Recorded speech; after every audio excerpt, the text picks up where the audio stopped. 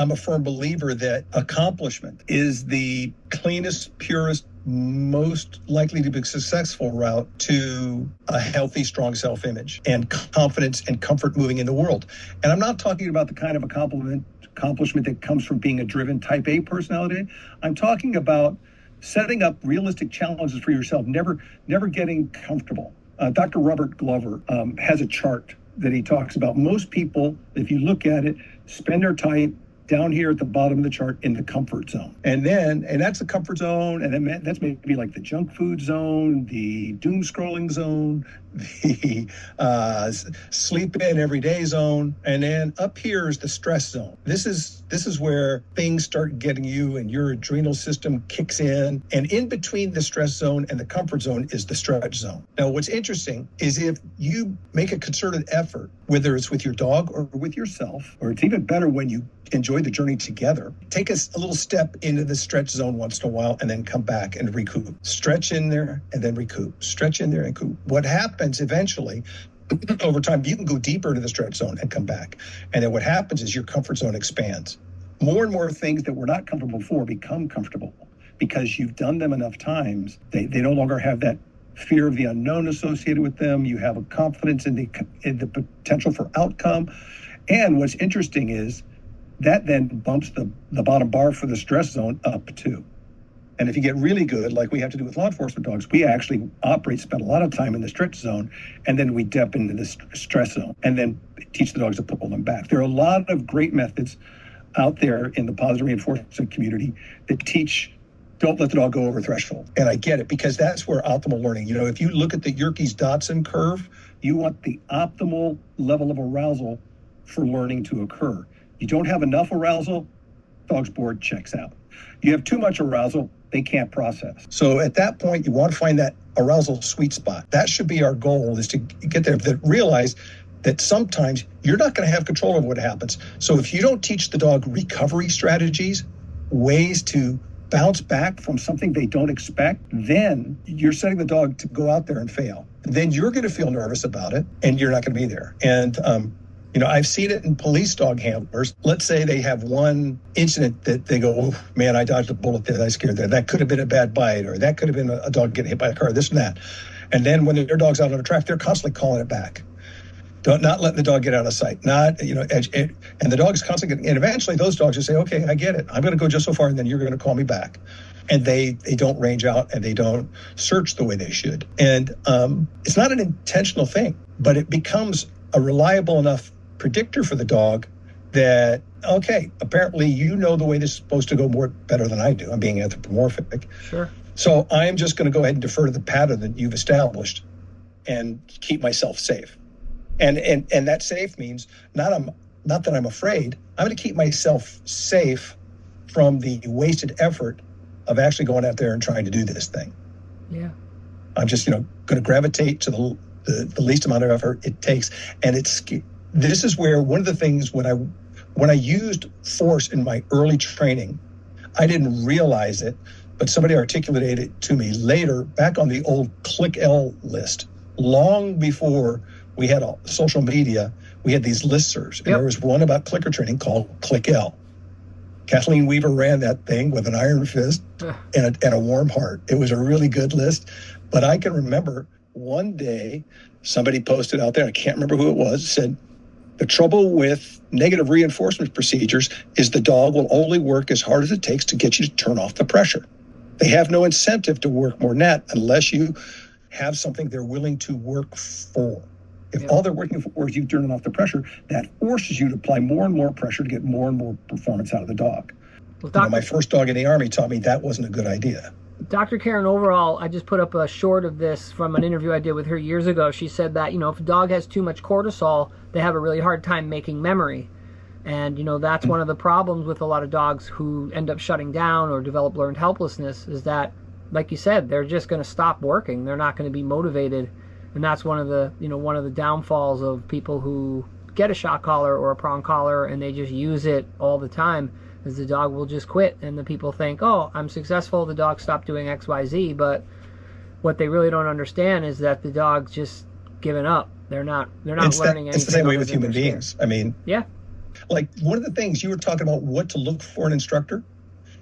If you have an instructor who, as they're going through the process saying, don't do this, don't do that. Okay, your lead's too long. Oh, your lead's too short. Instead of teaching them where the proper lead position is, or you're too fast, you're too slow. All of that stuff. I mean, even Bob Bailey says, anybody who's been through a chicken camp has heard the words too late right. many, many times. But nonetheless, Bob sets things up and designs exercise to build skills so that you can avoid that if you want to. So that's one of the things that that I would look for if I was looking for an instructor, is how much time they spend helping you develop the skills you need before you even get the dog there. So I'm a firm believer in classes without the dog first, to teach people the mechanical skills and have them practice with each other, practice with a dummy dog. So I'd really look for somebody who is very clear about what to do more than what not to do.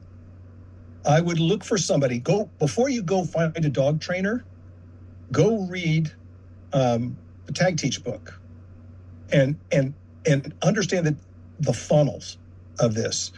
If they can take a big concept and narrow it down to give you a little 3-word sentence that reminds you what to do when you're with the dog. Like, let's say you're in a reactive rover class of some sort, and the drill is when the target pops out, you're supposed to execute an emergency about turn with your dog. All right?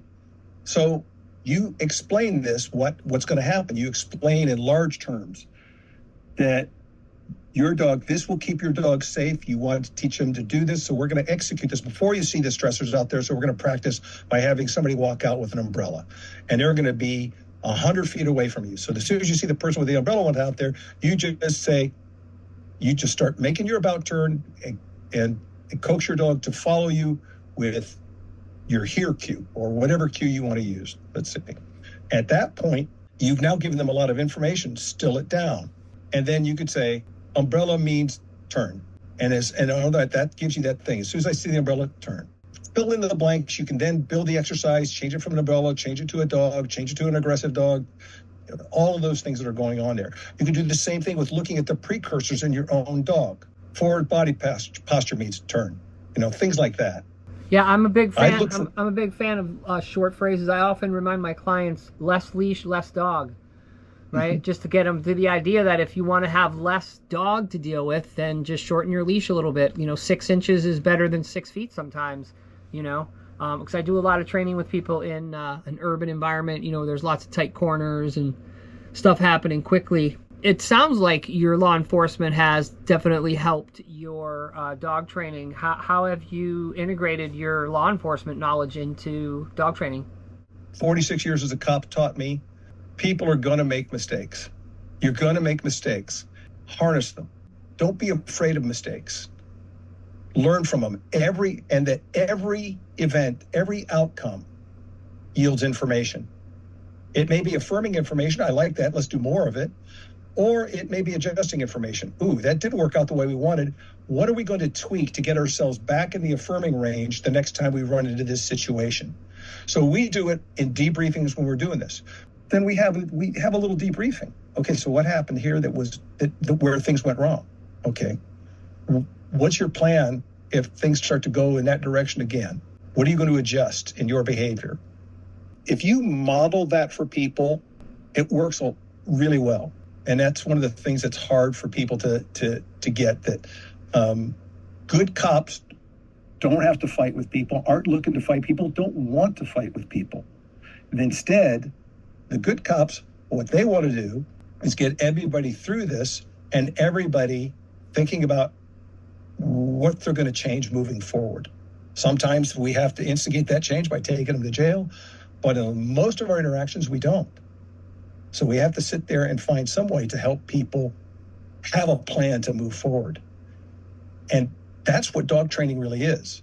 You should always be thinking about, come in with a plan for what's going to happen. Dog training plans are like military battle plans.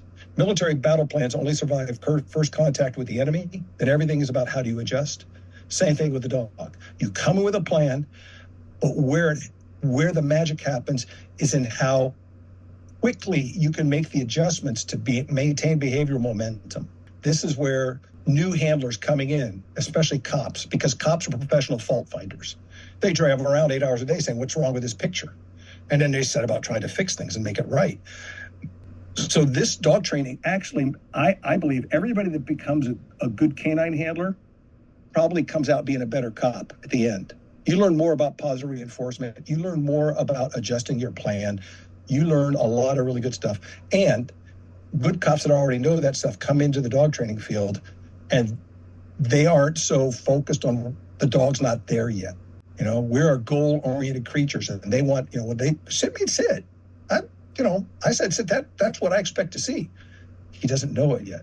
He ought to. Why is that? Well, he knows better, does he? Because if he knew better, wouldn't he have done it? The fact that he didn't do what you said is evidence that he doesn't know it yet the way you think it is. So in what way does this differ from the circumstances where you felt confident he would do it? Well, he's too excited. Okay, great. How do we prepare him for handling his own excitement? Yeah, it would seem, being a police officer, having to ask questions, listen, notice things, that would come in very handy as a dog trainer. And of course, not being shy about speaking. I think a lot of dog trainers might be great with dogs and have a great knowledge base, but their drawback is they're just a little stage wary, so to speak, because you are on stage. You're the focus of the attention of the people at that time. Tell me about it. Look, I'm telling on myself right here. Exclusive. Yeah. So I'm going to spill some tea on myself right here. All right.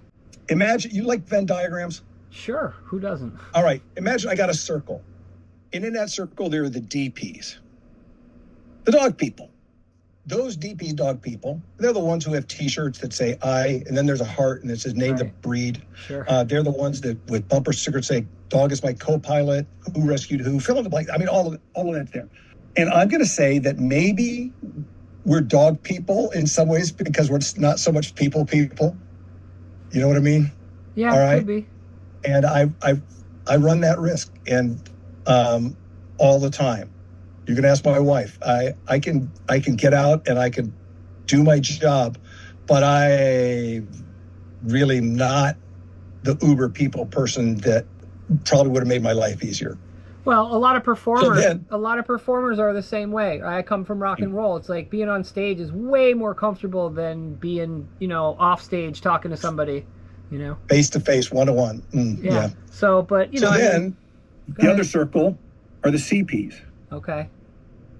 These are what Oprah and Dr. Phil would call the controlling people. Oh, okay. They're the ones who got to have it. There's two ways in the world to do things, the wrong way and their way. They're the ones who found in early life that the easiest way to keep from getting into problematic situations was to try to control all the variables that you possibly could.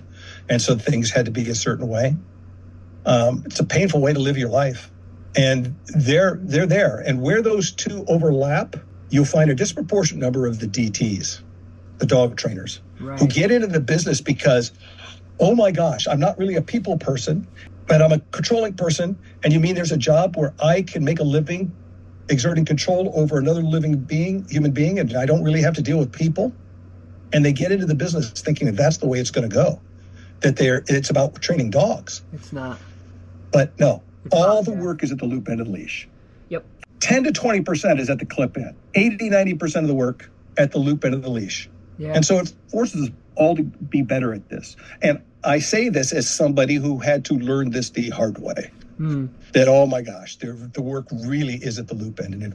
And places where I failed, it's where I haven't done as good as I could have in that moment for that particular person who had that particular dog.